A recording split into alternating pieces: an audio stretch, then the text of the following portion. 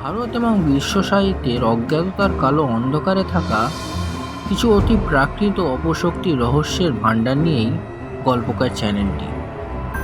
এই চ্যানেলটিতে আছে একটু ভয়, কিছুটা ভয়, আরও অনেকটা ভয়। So stay connected.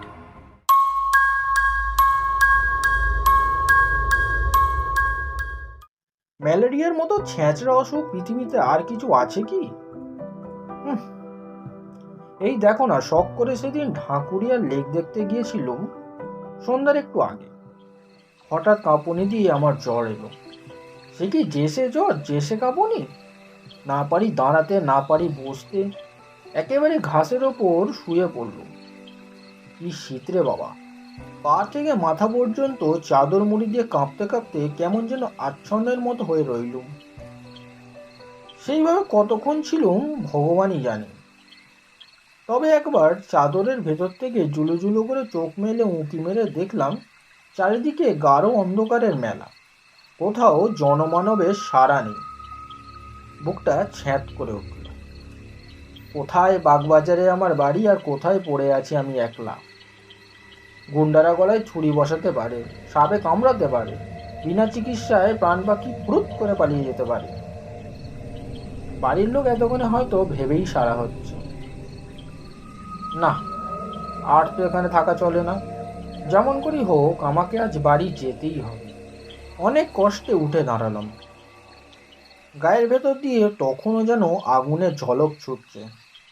চোখের সামনে দিয়ে যেন রাশি রাশি সর্ষে ফুল নাচতে নাচতে একবার আধার সাগরে ডুবে যাচ্ছে, আবার একবার ভেসে উঠছে। প্রতিবার পা ফেলি আর মনে হয় এই বুঝি আমি ধরাম করে পপার ধরণী তলে হলুম।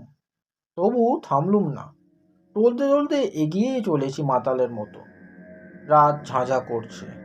সেই রাতে আমি প্রথম বুঝতে পারলুম পৃথিবী কত বেশি স্তব্ধ হতে পারে। শহরের হট্টগোলে রাগ হয় বটে, কিন্তু এ স্তব্ধতাও যেন সহ্য করা যাচ্ছে না। একটা ব্যাঙ কি একটা ঝিঁঝি পোকা কি একটা পাহারাদারের নাক ডাকা পর্যন্ত শোনা যাচ্ছে না। গাছের পাতায় বাতাসের একটু শ্বাস পর্যন্তও শুনতে পাচ্ছি না। সারি সারি কোম্পানির আলোর থামগুলো নীরবে দাঁড়িয়ে জ্বলন্ত চোখে যেন থমথমে অন্ধকারকে নিরীক্ষণ করছে। তিমির তুলির প্রলেপ মাখানো গাছপাতার ফাঁকে ফাঁকে বাড়ির পর বাড়ি দেখা যাচ্ছে বটে, কিন্তু তারাও যেন প্রেতপুরীর মতন নিস্তব্ধ। তাদের ভেতর থেকে একটা ঘুম ভাঙা খোকার কান্নার আওয়াজ পর্যন্তও জেগে উঠছে না। কে যেন আজ নিদুটির মন্তপুরে সমস্ত জগৎকে বোবা করে দিয়েছে। জ্বরের ঘরে চলেছি তো চলেইছি। এই নিস্তব্ধ পল্লী ছেড়ে শহরের শব্দে রাজ্যে গিয়ে পড়বার জন্য যেন প্রাণটা আইঢাই করতে লাগলো। কিন্তু এ পথ আর শেষ হতে চায় না। এ পথ যেন আজ শেষ হবে না, কালও শেষ হবে না। আমাকে যেন কোনো অভিশপ্ত আত্মার মতো চলতে হবে অনন্তকাল ধরে। এক বেচারি ইহুদির গল্প পড়েছিলাম। কার সাপে নাকি তার অনন্তকাল ধরে সারা বিশ্বে ছোটাছুটি করে বেড়াতে হয়েছিল। আমারও কি তাই নাকি? মাথাটা একবার নাড়া দিয়ে ভাবলুম, দূর ছাই, এসব কি উদ্ভট কথা ভাবছি। জ্বরে আমার মাথাটা খারাপ হয়ে গেল নাকি? মাঝে মাঝে এক একটা মাঠ যেন এক একটা অন্ধকারের মায়া সরোবর। সেখান দিয়ে যেন অন্ধকারের ঢেউ বইছে। অন্ধকারের স্রোত ছুটে আসছে আমাকে গ্রাস করবার জন্য। অন্ধকারের তরঙ্গের ভেতর গাছগুলোকে দেখাচ্ছে বড় বড় দৈত্য দানবের মতো। প্রতীকের হৃৎপিণ্ড ছিঁড়ে খাওয়ার জন্য তারা ওত পেতে প্রস্তুত হয়ে আছে। কান্না ভরা কনকনে বাতাস এসে চুপি চুপি যেন আমার কানে বলে যাচ্ছে, ওহে নিজুম রাতের অজানা মানুষ, এ মৃত্যুপুরীর ভেতর দিয়ে কোথায় চলেছ? আমার কথা শোনো। ভূত প্রেতারা একে একে জেগে উঠছে। এই বেলা প্রাণটি নিয়ে পালিয়ে যাও, যাও গো যাও। আরো খানিক অগ্রসর হয়ে মনে হলো পৃথিবীর সমস্ত শব্দ এসে আমার দুই পায়ের দুই জুতোর ভেতরে আশ্রয় নিয়েছে। প্রত্যেকবার পা ফেলি আর সেই শব্দগুলো জুতোর ভেতর থেকে চমকে উঠে রাজপথের উপর আছড় খেয়ে পড়ে আমাকে চমকে চমকে তোলে। শব্দ শুনতে চাই, নিজের পায়ের শব্দ পাচ্ছি, কিন্তু কেন জানি না সে শব্দ শুনে শুনে আমার মন খুশি হবে কি আরো বেশি নেতিয়ে পড়তে লাগলো। সে যেন রাজপথে ঘুমন্ত কোনো অশরীর প্রেতাত্মার চিৎকার, আমার পদাঘাতে সেই যন্ত্রণায় গজরে গজরে উঠছে। এতক্ষণ পরে রসা রোডের মোড়ে এসে পড়ল। অস্বস্তির নিঃশ্বাস ফেলে ট্রামওয়েলের একটা লোহার থামে ফ্যাশন দিয়ে দাঁড়িয়ে অনেকক্ষণ ধরে চিরিয়ে নিল। এখানটাও তেমনই নির্জন ও তেমনই নিস্তব্ধ হলেও আমার মন যেন অনেকটা আরাম পেল। এই তো ট্রামের রাস্তা, এই পথ ধরে সিধে গেলেই তো। যত মাইল দূরেই থাক, আমার পাড়ার বাগবাজার তো যাওয়াই যাবে। খানিক দূর এগোতে পারলে লোকজনের সাড়াও পাবো নিশ্চয়।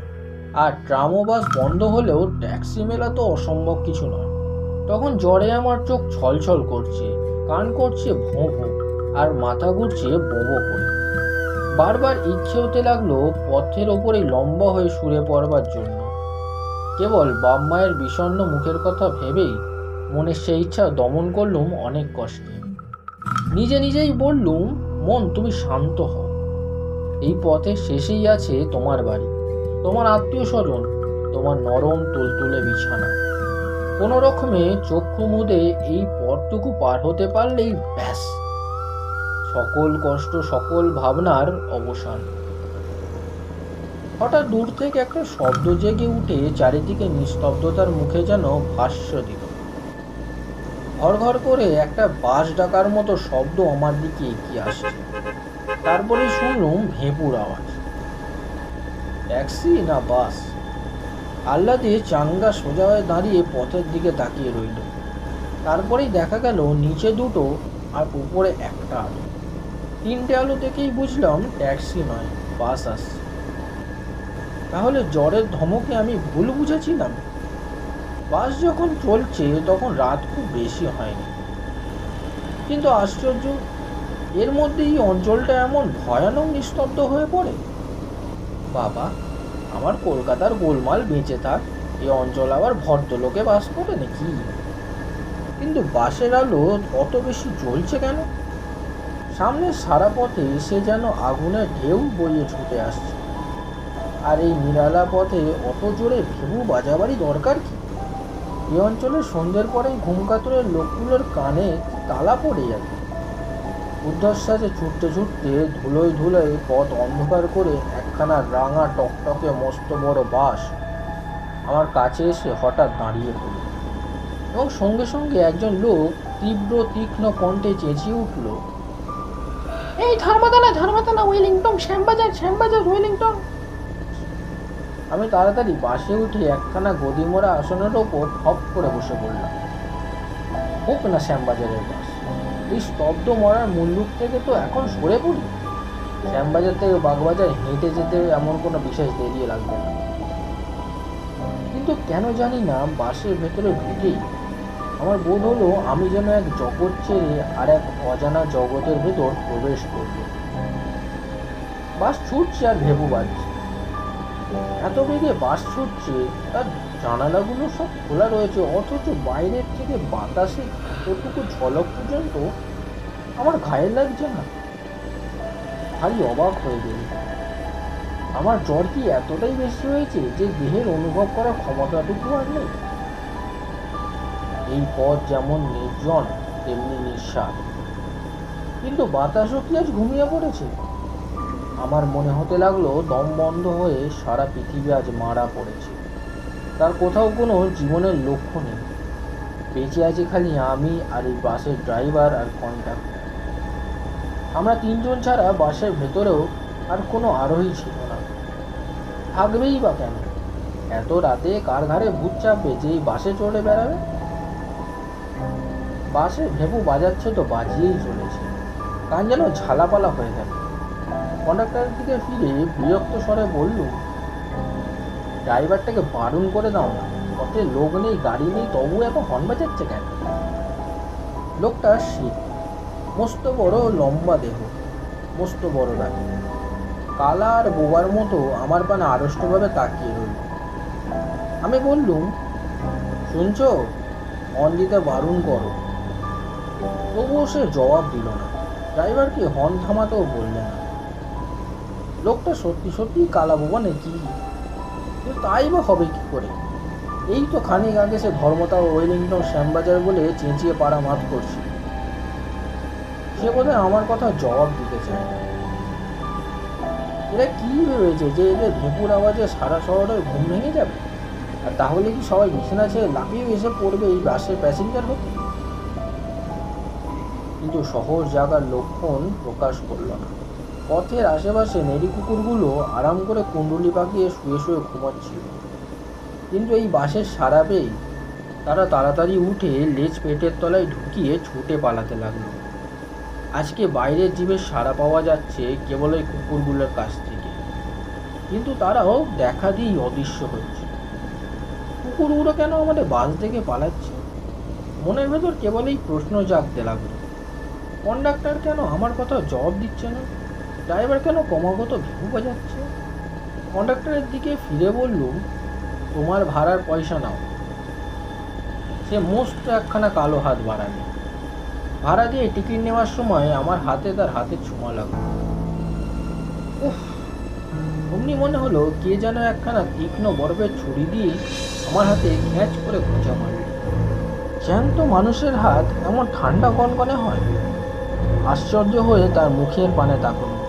তার লম্বা চুল আর দাড়ি গোফের জঙ্গলে ভরা মুখখানা বাসি মরার মতো স্থির। তার চোখের পলকও পড়ছে না, তার চোখ যেন পাথরের ঘোড়া। আমার বুকটা গুড়গুড় করতে লাগলো।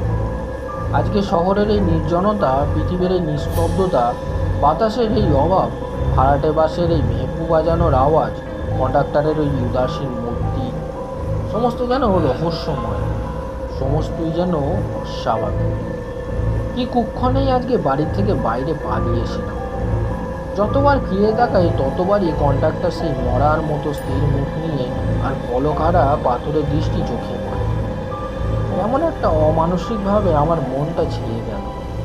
আর সহ্য করতে পারলুম না। সামনের বেঞ্চের ওপরে দুই হাতের ভিতরে মাথা রেখে চোখ বুজে আমি চুপ করে বসে রইল। ভাবলুম শ্যামবাজারে পৌঁছাবার আগে আর মাথা তুলব না, কিন্তু মাথা তুলতেই হলো আর চোখ খুলতেই হলো। প্রায় 1 ঘন্টারও বেশি সময় কেটে গেছে, গাড়ি না থেমে ক্রমাগত ছুটছে। তবু এখনো শ্যামবাজার এলো না কেন? মুখ তুলে জানালা দিয়ে মুখ বাড়িয়ে আমার আর বিস্ময়ের সীমা রইল না। শ্যামবাজার তো অনেক দূরের কথা, গাড়ি এখনো ভবানীপুরেই আসেনি, অথচ গাড়ির এত বেগে ছুটছে যে পথের দুপাশের বাড়িগুলো তীরের মতো পিছনে ছুটে যাচ্ছে। এও কি সম্ভব? হতভম্বের মতো মুখ ফিরিয়ে দেখি গাড়ির ভেতরে 10-12 জন লোক বসে রয়েছে। নিজের চোখকে আমি বিশ্বাস করতে পারলাম না। আমি হলক করে বলতে পারি এতক্ষণের ভেতরে গাড়ি একবারও থামেনি। তবু কোথা থেকে এলো এরা, আর কখনই বা গাড়িতে উঠল? একে একে সকলের মুখের পানে তাকিয়ে দেখলুম, সব মুখই মরার মতো স্থির আর নির্বিকার। সবার চোখের পাথরে দৃষ্টি আড়ষ্ট হয়ে আছে। কে যেন শ্মশান থেকে কয়েকটা মৃতদেহ তুলে এনে বেঞ্চির ওপর সারি সারি বসিয়ে গেছে। তাদের ভেতরে বাঙালি আছে, খোট্টা আছে, সাহেবও আছে, কিন্তু তারা সবাই চেয়ে আছে আমারই দিকে। সে চাউনিতে কোনো ভয়ের আমেজ নেই, সে চাউনি যেন চাউনিই নয়, অথচ সে চাউনি দেখলেই গা ছমছম করে, দেহের রক্ত ঠান্ডা হয়ে যায়। তাদের চাউনি যেন চোখের ভেতর দিয়ে আসছে না, আসছে আলোকের ওপার থেকে অন্ধকারের আত্মার ভেতর। যে দেশে জ্যান্ত মানুষ নেই সেই দেশ ভাবিন, অথচ ভয়ানক তাদের সেই চাউনি। আর এক আশ্চর্য ব্যাপার এই যে গাড়ির ঝাঁকুনিতে তাদের কারো দেহ একটুও নড়ছে না। গাড়ির ভেতরের বসেও তাদের দেহ যেন গাড়িকে না ছুঁয়েই শূন্যে বিরাজ করছে। মনে হতে লাগলো আমার অজ্ঞাত সারে যেমন হঠাৎ করে গাড়ির ভেতরে তারা উড়ে এসে জুড়ে বসেছে, তেমনি হঠাৎ করে আবার হাওয়া হয়ে হাওয়ার সঙ্গে মিলিয়ে যেতে পারে আমার অজান্তেই। যেন তারা ছায়ার কায়াহীন অনুচর, দেখা দেয় ধরা দেয় না। আমার সবাই দৃষ্টি আবার পথের দিকে ফিরিয়ে নিলাম। গাড়ি তেমনি হেঁচকি তোলার আওয়াজের মতো ভেঁপু বাজিয়ে শব্দ করে তীর বেগে ছুটেছে, কিন্তু তখনও ভবানীপুর আসেনি। আমি শ্যামবাজারে না সোজা জমালয়ের দিকে চলেছি। কি এক দুঃসহ অজানা টানে অস্থির হয়ে চোখ আবার গাড়ির ভেতরে ফেরল। গাড়িতে ইতিমধ্যেই লোকের সংখ্যা আরও বেড়ে উঠেছে। নতুন লোকগুলো স্ত্রীর নেত্রে আমারই দিকে তাকিয়ে আছে। সমস্ত গাড়ির ভেতরে একটা ভটকা গন্ধ ভেসে ভেসে বেড়াচ্ছে, যেন বাসি মরার গন্ধ। হাসপাতালের মরার ঘরে গিয়ে আমি একবার এই রকম গন্ধই পেয়েছিলাম। আমার সর্বাঙ্গে কাঁটা দিয়ে উঠল, বুকের কাছটা শিউরে শিউরে উঠতে লাগলো। আমি কি জেগে আছি নাকি স্বপ্ন দেখছি? আর থাকতে না পেরে হঠাৎ চেঁচিয়ে উঠলাম, হেই কন্ডাক্টর, গাড়ি থামাও, গাড়ি থামাও, গাড়ি বাঁধো। কন্ডাক্টর কোনো সাড়া দিল না, গাড়ি থামাবার চেষ্টাও করলো না। আমি আবার বললাম, কিন্তু কোনো ফল হলো না। রেগে দাঁড়িয়ে উঠে কন্ডাক্টরের দেহ আমি নাড়া দিতে গেলাম, কিন্তু তাকে ধরতে পারলাম। চোখের সামনে তাকে স্পষ্ট দেখতে পাচ্ছি, কিন্তু তাকে স্পর্শ করতে পারছি না। সে যেন হাওয়া দিয়ে তৈরি। হঠাৎ গাড়ির সব লোক একসঙ্গে অট্টহাস্য শুরু করে দিল। একটি বিভৎস হাসি আসছে যেন অনেক দূর থেকে, অনেক আকাশ ভেদ করে, অনেক সমুদ্র পাহাড় প্রান্তর হয়ে, অনেক নরকের অন্ধকারে ডুব দিয়ে। অথচ তার আওয়াজ এত স্পষ্ট যে আমার কান যেন ফেটে যাওয়ার মতো। আমি পাগলের মতো চিৎকার করে বললাম, গাড়ি থামাও, গাড়ি থামাও, জলদি থামাও, ওই ড্রাইভার। দড়ি ধরে আমি ঘন ঘন নাড়তে রাখলাম। ড্রাইভার এতক্ষণ পরে আমার দিকে মুখ ফেরালে, আর সে মুখে 1 কিলো মাংস। শেষ মুখ সাদা ধপধপে হাড়ের মুখ, নাক চোখের জায়গায় 3-3টে গর্ত, ঠোঁটের জায়গায় 2 সারি দাঁত বেরিয়ে আছে। এতক্ষণ তবে এই পোশাক পরা কঙ্কালটাই গাড়ি চালিয়ে আসছে। গাড়ির ভেতরে অট্টহাসি আওয়াজ বেড়ে উঠল। আমি আর সইতে পারলাম না। সেই ভীষণ অট্টহাসি শুনতে শুনতে আমি একেবারে অজ্ঞান হয়ে গেলাম। জ্ঞান হতে দেখলুম ঘরের বিছানায় শুয়ে আছি।